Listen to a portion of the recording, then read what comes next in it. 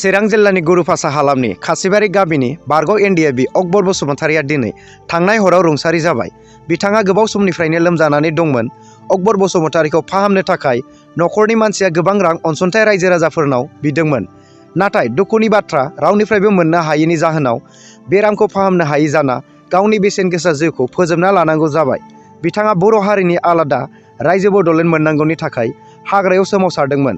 नाथाय बिथाङा दुखुनांथाव बाथ्रा, सरकारनिफ्राय 4 लाख रांखौबो मोननो हायासै। फारसेथिं बिथांनि न'खरावनो आर्मिफोरजों न'खरनि फंबायाबो गावथारजायो। सिगांनि समाव दुखुनांथावसिन बाथ्राया बेसोदि न'खराव बिसोरहा बे सासेल' न'खर बेंग्राल'मोन। नाथाय बिबो दिनै गावनि जिउखौ खोमाना लानांगौ जाबाय। हाजासे गावनि बिसि फिसा, सासे बिफा, गावनि बाय बाहागि आरो गामिनि रायजोनि सुखु होयै दुखु गालांबाय। गसाइगाव सान्तिगड़नि सेनंनि थागिरि बिथां बिमल बसुमतारिनि गासैबो अरिजिनेल डकुमेन्टफ्रा फैसा बेगजों लोगोसे गोमानानै दं। बिथाङा फोरमायनाय बायदिब्ला गसाइगाव ओनसोलावनो बबेबा लामायाव गलांदों।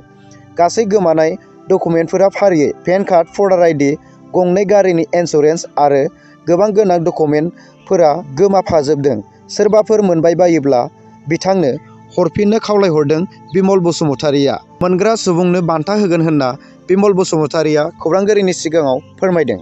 नोंथांमोना सोरबाफोर मोनबाय बायोब्ला फन खालामनानै खोन्थाहरनो हागोन।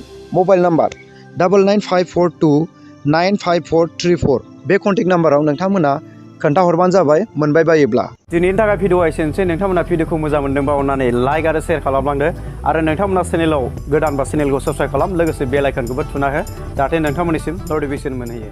नोंथांमोननिसिम जोबोद जोबोद गोजोननाय थाबाय।